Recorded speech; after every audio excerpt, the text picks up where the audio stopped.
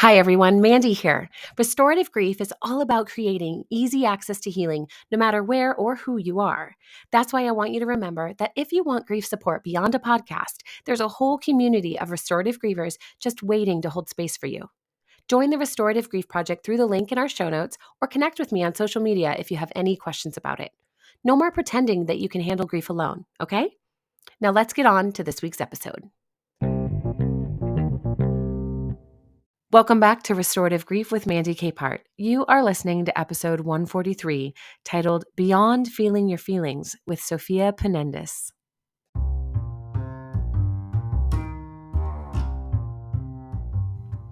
When I ask people what they think is true about grief work, the phrase feeling your feelings often surfaces first. But if that's true, why then doesn't feeling our feelings solve our grief problems? My guest today has a lot of insight as to why that is. Sophia Pounendis is a somatic psychotherapist working with traumatized individuals on a daily basis, and she is going to walk us through why a big emotional release might feel good in the moment, but ultimately leaves us feeling more dysregulated and weighed down than when we first began our grief work. Catharsis can be helpful, but we cannot rely on it as our sole pathway toward healing. Hey, everybody, welcome back to Restorative Grief with Mandy Capehart. I am your host, Mandy, and I am here today with Sophia Pounendis, a psychotherapist based out of Adelaide, Australia.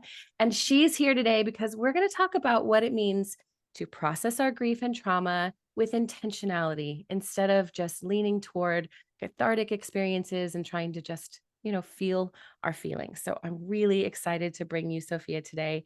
Thank you so much for being here, Sophia. Welcome to the show.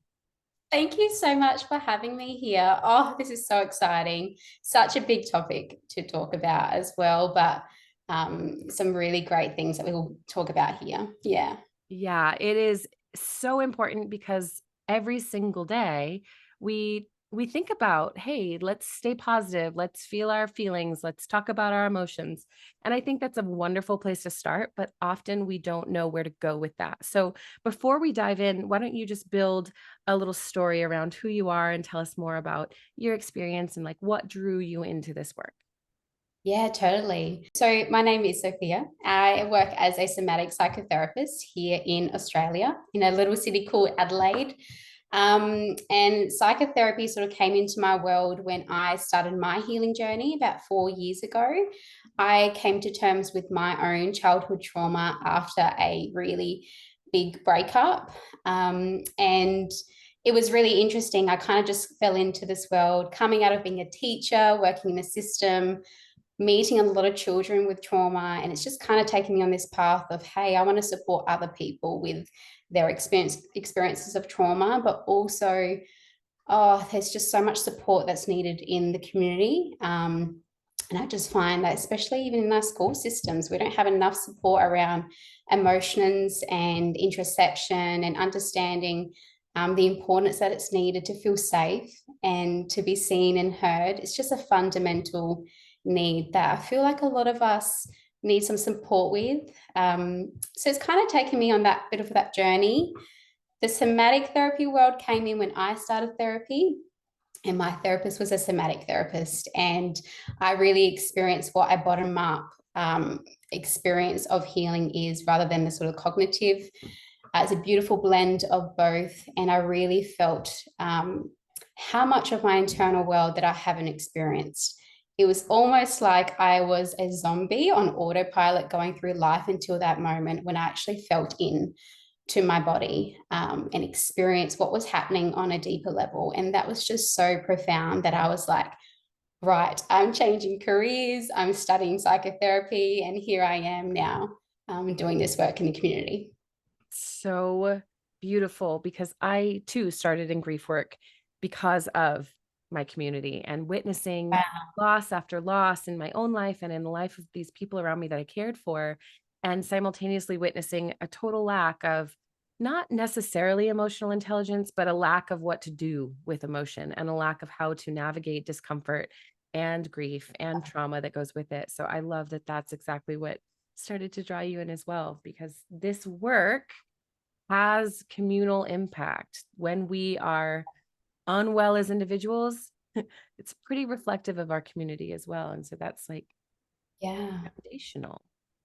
Totally, totally. And the community before us and the collective before us and how that's impacted us as we are now is this generational experience that we are experiencing here and now from our parents and their parents before us, the experiences they had. And that was a big wake up for me as well, of going, hey, what's actually impacted me right now to be the way I am, and to flesh that out and realize a lot of it's been inherited in some way.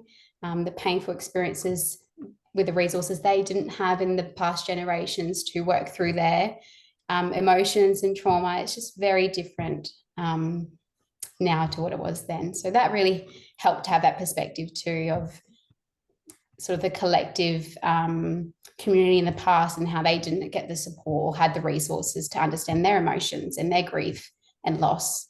Yeah. You said something a second ago. I want to make sure we clarify because I don't know that I've talked about it much. You Yeah. mentioned a bottom up approach as opposed Yes. to like a top down approach. And I think that that is really necessary for us to hit on when we think about like catharsis and feeling your feelings. Will you just describe the difference between the two really quickly? Yeah, totally. So, a bottom up approach is from a more body orientated approach to trauma and processing and talking about what's going on for us. So, a top down approach is more at a cognitive level. So, we're talking frontal lobe, prefrontal cortex. It's more of the analytical, logical, problem solving part of our brain. A lot of talk therapy that or what we might know as therapy, is more from that place of coming in, sitting down and talking to a therapist from more of that place, because our society is very much based in that place too. So we can kind of really go in these patterns of just processing from this place, but it doesn't get into that deeper level within the limbic part of our brain, which is where trauma is experienced in that moment. And so, sort of more of a bottom up approach is working within the body, working within the nervous system states, working with what's happening here on a deeper level. It's very much connected to our limbic brain. So when we've experienced trauma, the prefrontal cortex essentially gets switched off and we connect into this part of our brain. To be doing trauma processing and working with our emotions, we actually need to be working with the body, the soma. Otherwise, we kind of get stuck in the stories that our brain has made meaning to from these experiences, if that makes sense. Oh, it makes perfect sense. It's so important. And I thank you for defining the two because that is where we're kind of heading today. Originally, we wanted to talk about why a cathartic emotional release is not the only, like the path to healing that we need in and of itself. It can't stay isolated. And I think that you touched on that briefly here, so we can go into it more. Hmm. Because that trauma, turning off that front part of our brain where we make all our decisions, where we stay logical, where we can integrate things that are new information to that long-term embodied knowledge place, it can't Yeah. happen if that part of our brain is turned off. And so that top-down approach means we're trying to, fill a pool, but the hose is off. Yes. Yes, exactly. Yeah. Exactly. So, as a somatic psychotherapist, Mm. talk to me about what you would offer to someone who comes into your practice and says, "Hey, I'm dealing with this trauma and I've had this like incredible emotional release and it was with a bunch of people and everyone was crying and laughing and happy and I feel so much lighter. I think I'm done with treatment. I think I'm good. I think I'm healed."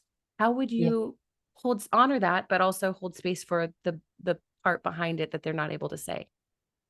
Yes, totally. Totally. So really a lot of the work I do as a somatic therapist is working in the present, what's really happening here and now. So I need to be seeing and observing what's going on for that person as they're talking to me about this experience they had. And their body will tell me whether if there is some unresolved or unconscious things that are still playing out. So that is something that I'm sort of observing as someone is telling their story or their experience with me. And their body will tell me if something is not resolved still. So it will often look like maybe a shaking of the leg or the throat is a bit croaky or maybe even a real stoic stillness. There's a lot of indicators that we pick up on to see if there's further work that needs to be done. As well, when it comes to catharsis, if someone has come in and they said, oh yeah, I've had this experience, it's went to like a breathwork session and there was like 100 people in the room and I was facilitated to do this breathwork and I had this big release. That's one part of the work, and that's maybe something we can flesh out a little bit more about the difference between what catharsis is and trauma processing, because the work that I do in the therapy space is very different to that sort of cathartic release. Catharsis essentially is a process of release or finding relief from strong emotion. So think about a time when you've been triggered and a really big emotive response comes up. There's so much energy that can come with it. And that energy, if it's not processed or moved or dissipated in sort of some sort of way, it can get sort of stuck in our system and it can come up as a sense of anxiety or like a running of a motor, or it could be a shutdown if it feels too much. So we need to find a release for this sort of emotion that has come up. That's when catharsis can be somewhat supportive of, it's not a primary way of processing, but when it comes up, we need to allow our body to release.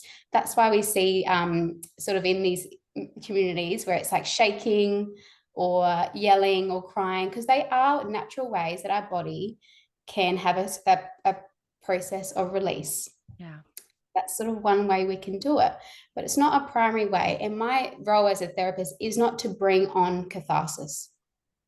We don't want to bring on catharsis. And that's what, this is just my personal perspective, but that's why sometimes these sort of events or communities can cause issues, because they evoke a cathartic response when someone has not yet possibly got the internal resources, safety, or containment to actually move through these experiences.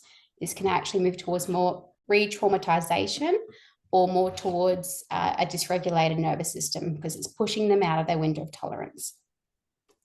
The work I do as a therapist is very, very gentle, is very titrated, and I don't do any release or cathartic work. I don't bring on catharsis, but if there's any strong emotion that comes up, we will go there if there is a mindful observer. So what I need to help and support someone to have is a sense of mindfulness, a mindfulness of their experience, actually being able to witness what's happening right here, right now. So if someone has come in and they've got unresolved trauma, and I can sort of see it through the body, through their story, we have to actually take that step back and support mindfulness to come in. So it's a sense of self-study. When we can be a mindful witness to our experience, we can actually move through these emotions in a way where it is embodied, it is experienced, it's integrated. If we don't have that, we can get lost in these states. And in my work, we call them often child states of consciousness, where we flip into that state where we don't feel in control. These emotions take over, that sort of thing. So it's more of a gentle process of titrating in between, touching into those emotions, but there needs to be safety, containment, and resources built externally and internally to go there. Yeah. That's sort of in a nutshell how I see it. Yeah. In a nutshell. In the simplest terms. A long nutshell. I know it. It's funny too, because it's so, you articulated all of that so beautifully and quite simply. And it is still really complex, intentional, meaningful work. That's not something you could have just learned in a quick online class and then turned around and started selling a session for $6.99 an hour, right? And I say that again, not trying to discourage breathwork classes and all of these large format situations, but I do have a very big, like, pause, slow down flag that goes off when I see these, not because they're not meaningful in some way, but because they lack containment and safety. I'm so grateful you said those words, because that to me is where I have to kind of talk people down with grief work, right? So I'm curious about your thought in this too. When someone has a big emotive moment in their grief work, and I am actually, well, part of my work is I do allow them to go there, because then we can come back and say, like, there's space to fall apart here. there's Yeah, safety to put pieces back together as well. Um, totally. and where I find a lot of people say, "Oh, I'm good. I'm feeling my feelings." And whether or not they're actually feeling and processing and kind of metabolizing that is individually Mm, based. But a lot of the time they'll say, "I'm feeling my feelings. I'm naming the emotions. And so I think I'm doing really well." And it remains a cognitive exercise as yeah. opposed to allowing themselves to really drop in and notice, well, what does the felt sense of that emotion seem like Yes. in your body? What is it carrying? What is it offering? What wisdom does it have Mhm. for you? Because you're in a safe place now to be able to Yeah. explore that and to come out on the other side, maybe with just a very calm cognitive answer, and that's okay too. Mm, Um, yeah. but it's To interesting how grief and trauma, being separate things, tend to confuse the process quite a bit. So I'm curious if you have clients who come in who are actively grieving or who are working through maybe an older grief that has become more present in their right here mm, and now. How do you help them understand what grief processing looks like when there's yeah. emotions that need to come out? Yeah, totally. I really think you touched on something there with the difference between the cognitive understanding of feelings and the embodied felt experience of feelings and emotions. Mhm. And that's sort of the place that I go to. I think with grief work, it's really important. And as you would know in your work, the story that they have of their grief is so important to be seen and heard and expressed. So even though I work from this body orientated place, it's also there needs to be space for talk therapy too, because it's really important for them to have that space to process and express whatever's sort of coming through with their experience of grief. So really allowing space for that. And as they're working through their experience and processing it, on my end, I'm still sort of curious around what's going on in their body as they're talking about that. And where are they at in their process? Because sometimes being more cognitive in our process is a really important way to cope. It is at some level of separation from feeling it. And we really want to respect people's defenses and barriers because these barriers are here for a reason. They're not they're not there to be a resistant client or to not go there. We really want to respect these barriers. So that's something that I would name and be like, hey, I'm really noticing that the moment I might ask to just sort of drop into the body or come back into the mind, and we will just get really curious around how's that supporting you right now Yeah. in staying in the mind. But sometimes it'll be just a gentle invitation to moving into the body, and it may be just noticing something that happened in the present moment, and that helps them to notice what's happening here right now. Because again, with our experiences, we can really quickly drop into the past as well, where we can kind of get sort of lost in that experience of what's happened, and that's sometimes supportive as well and needed. And other times, if I, I'm talking on the basis if a client has come in for 4 sessions and is saying the same story, I will bring that to attention, be like, hey, I'm noticing that you really would like to hear, you would like me to hear this story, and I wonder how is it supporting you. So again, it's kind of getting them to be mindful and observant of what's going on, is supporting that self-study. So it's constantly coming back into mindfulness, self-study, and connecting in on that deeper level to what's happening for them. One thing you said with the phrase self-study is so gorgeous because when I talk with anyone about grief and loss, they're talking about the books they're reading or Mm, the articles they've seen or, interviews they've heard. This idea that we can collect enough information to cognitively challenge our notion and experience of grief and solve the problem, right? And mm, that phrase self-study is delicious because it pushes them back toward, well, actually, what are you learning in you? What do you already know? What is the embodied wisdom you have about what works and what doesn't? totally. How do you engage that part of you? Yeah. What a gentle invitation away from that past repetition, the story, or Yeah. even from that loss averse future behavior storytelling, which is so common and interesting to challenge in people too. When we say, I love that you're thinking about the future, that's really important. We've talked about future plans. And every time it's months out, there's nothing tomorrow. There's nothing 10 minutes from now. What would that look like? It's an interesting barrier to overcome with people. So, question for you about the idea of trauma processing, then on the other side of catharsis, right? If you Mm, have a client who you've gotten them on board, they're like, okay, yep, feeling my feelings is good. I don't need to flood them out of me. I can move yes. carefully and release them carefully and stay curious about them. How Yeah. does a client know that they're actually beginning and experiencing relief as they are processing their trauma? Because I think there's a misconception that trauma work is all at once and very overwhelming and very scary and very activating. And Yes. that's a big deterrent for people. Yeah, definitely. And kind of a saying we have is we don't want to do anything that is too much too soon, Yeah. because if we do that, that is too overactivating for our system, and that actually will scare a client away to this work. And that's not what the work is.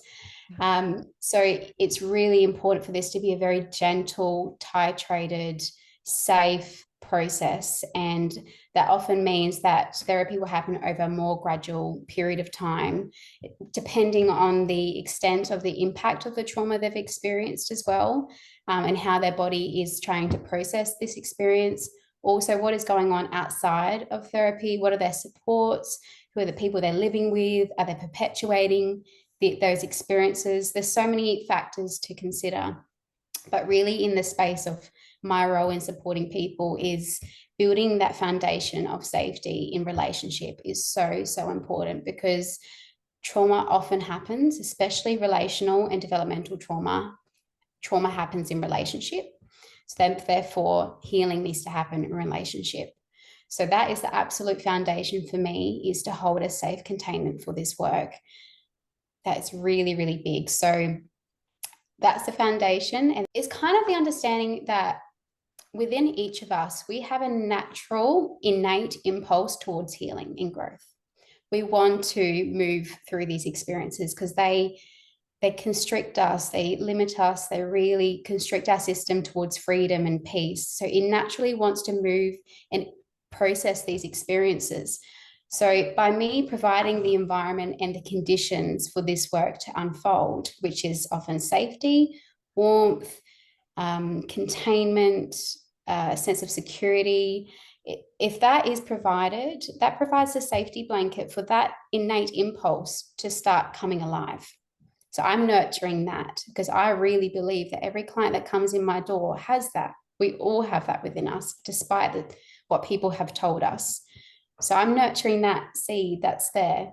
And as we move towards that more and more, then natural unfolding towards wholeness will happen. So those parts of them that need support, those experiences of trauma, those parts that are very protected and want to be seen, that inner child who really, really needs to be seen as well and is holding a lot of these unprocessed emotions, they will naturally begin to come up. And I'm working with those. And sometimes they can come up really, really quickly, because it's like, oh, finally someone's seeing me. Finally, I'm experiencing safety. So then it's my job to really support that process of titrating that work of, hey, this part really wants to be seen right now. Let's see it. But also we need to build these resources here to support it, so it doesn't come up too quickly or too much, because then again, as we sort of talked about, it'll be too much for their system. So that's where I come in to really manage, sort of staying in that window of tolerance, but just tipping out of there, just sort of on the edge, if that sort of makes sense. Like, we're on the edge right now. We're working with that edge. We're not going too far over the other side, not staying too much inside it, but just working on the edge. And then that edge will grow bigger and bigger to hold more capacity to be with these experiences, to be with our emotions. So that's sort of the process, again, It's in a so big nutshell. the way you put that is just absolutely beautiful, Sophia. And I love the phrase, the unfolding toward wholeness will happen. It's hope. And when we are people carrying long-standing traumas or Mm, ongoing grief events or compounding grief events, hope is the first thing that we set aside, because we think survival. If I can survive this, today, then I can begin thinking about hope some other day. Again, we put it so far out in the future and we disallow ourselves to really be okay being uncomfortable. Like you said, that edge of dysregulation and comfort, that we have safety externally in a relationship to you. But I think there's also to that part of safety to self and internal like attunement of, okay, yes, I am uncomfortable, but I'm also in control and I have Yes. access to resources, whatever the resources feel like for me, whether that's a warm blanket or a stuffy or even the containment I've idealized of this box that I can just shove everything back into very quickly Yes. and move away Visualization. from. Yes, yeah. What would you say to someone who's like, okay, I don't have access to a therapist right now, and we know Instagram is full of information, but it is deeply not therapy, so far from it. How would Yeah. you help someone who's listening who's like, okay, well, what is like a containment practice? What does that resource look like for me to develop, maybe for Yeah. myself? Yeah, totally. Um, a lot of what I would guide someone to do is just to start that process of connecting in with themselves, but it can be done in a way where it can be a bit more indirect. So it could be through like a guided meditation or a guide. Like there's so many on YouTube, so many on Spotify as well. Just a guided practice to support that gentle invitation towards coming into yourself. Because once you start bringing attention to those parts of you that have wanted to be seen and heard, that will naturally start coming up and be wanting to be that sort of your inner voice, your inner truth will start coming to light. And that is so big because once we connect there, it's like, oh, there's a whole world in here. So that's something I often support people with is just to start with free resources that are already available on the internet. Good. And so there's so many. Also, sort of those inquiry questions around asking ourselves those questions of like, who am I? Why am I here? They can be quite big. They're quite big questions, but it gets us to open up to this again, this internal world of actually who am I outside of labels that I've been given, like even my name, or I'm a teacher, or I'm a therapist. Like, what am I outside of that? Who am I? Might be sort of listing maybe some traits that you have. And that's sort of could be a starting point. Then kind of going deeper with that too, of like, okay, I'm very empathetic. Why am I empathetic? Where did I pick that up from? Did I Yeah. have to be empathetic? So it just opens up this can of worms to deeper work. So yeah, often like sort of journal prompts, meditation, also trying to connect in with some Facebook groups. There's a lot of Facebook groups too around healing communities of even somatic work or healing and growth. I'm sure there's a lot of grief communities. I'm not on there, but I'm sure there is too. So connecting with other people who are on their journey as well. Again, there's that available too. So Yeah. sort of, yeah, that's kind of, Well, it's um, perfect because it's exactly what you said before, right? It goes back into relationship. You have to create safety and belonging inside relationship in order to find connection. And that relationship to self is so easy to avoid. We've been uh, dubbed experts in yes, avoiding ourselves and our pain and our losses because we are trying to survive or trying to produce or whatever it is. So, the idea that we can simply invite that self back to the surface is really humbling, to say the yeah. least. But I think it's also really important because I'm just hearing repeated statements from clients and friends who are like, meditation doesn't work for me. I'm not a Mm, writer. I can't journal. Therapy is too expensive. That's really nice for you. All of those, limiting beliefs about their capacity and their ability to grow and change and that transformative process that's available if we mhm. are truly curious people. Yeah, yeah. And I think resistance sort of is what's coming to me as you're saying, those Yeah. barriers that are coming up for people. There's a resistance that comes up. And I say when the resistance is there, we need to lean towards it. As uncomfortable as it is, as difficult as it can be with, it's first acknowledging there is resistance here. Why am I resistant to doing that thing? Why am I resistant to doing that meditation? what do I believe about doing that thing? So again, it comes back to that self-study. And it's interesting because these are the sort of things, the meditation, the journaling is what's going to help us be mindful and to self-study.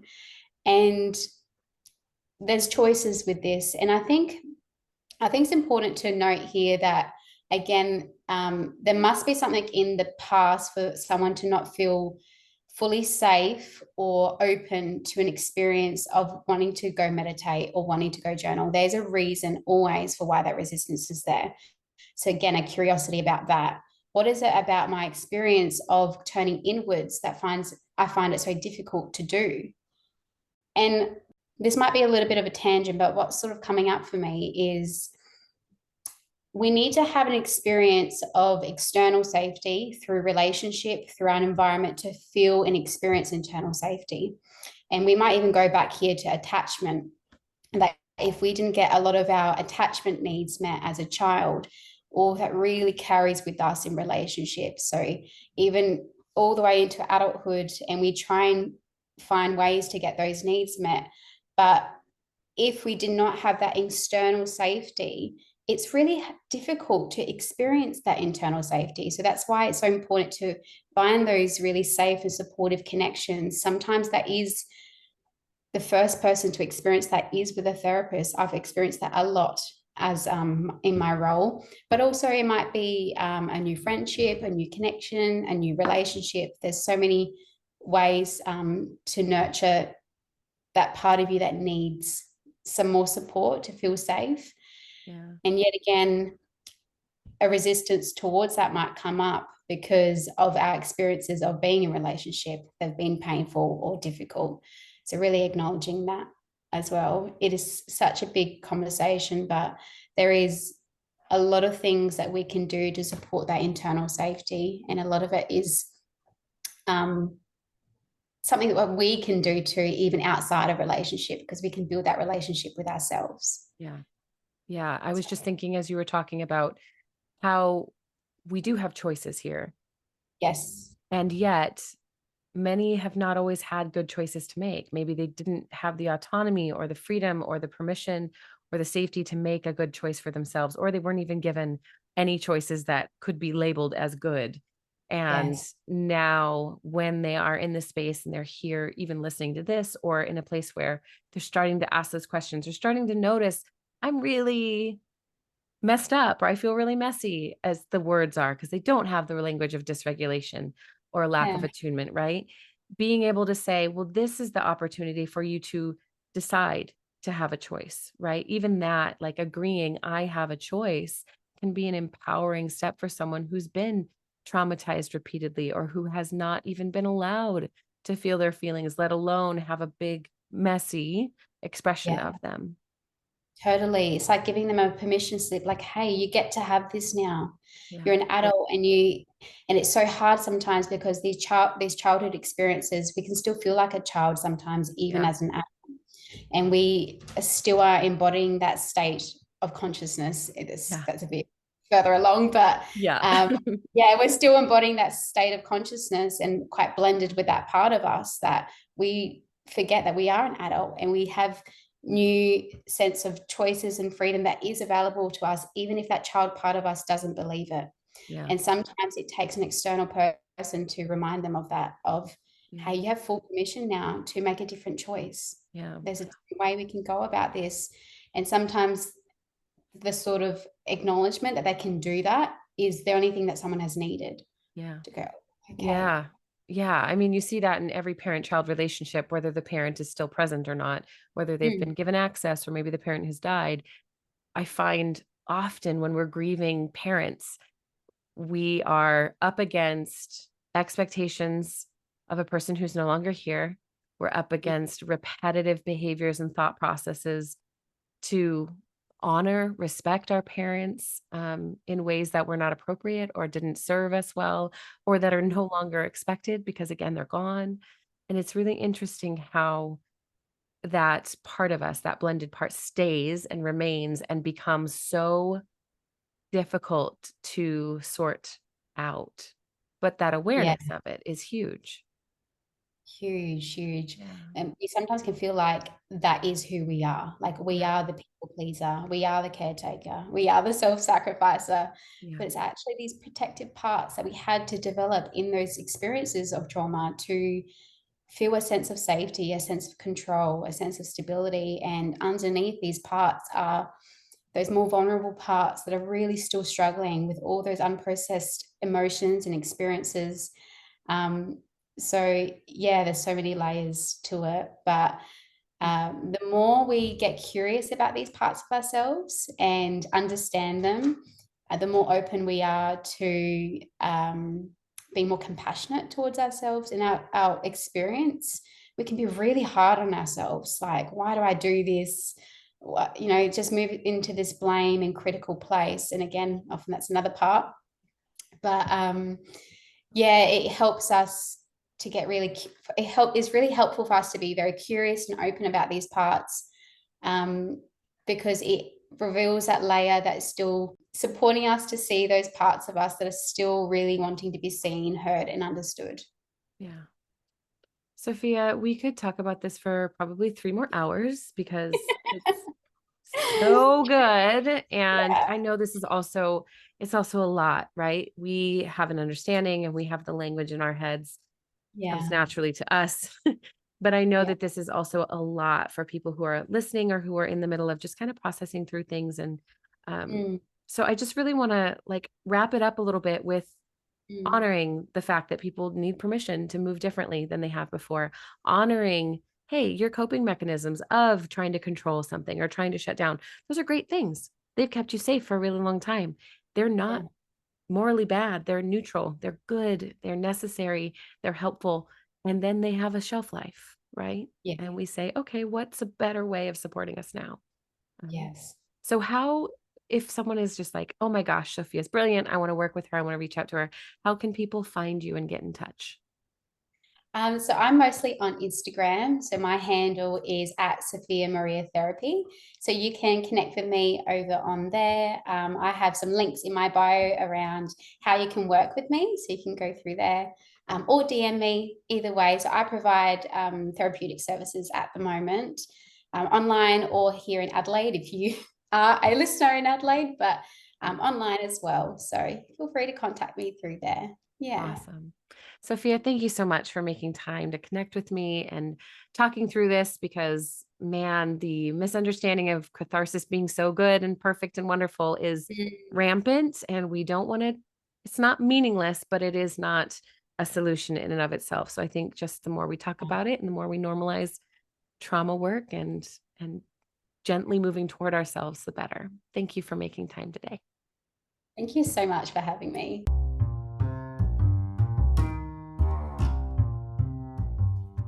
Thank you for listening to episode 143 of Restorative Grief. Sophia's continual invitations into self-study and learning more about who we are and where we come from is not an exercise of staying in the past.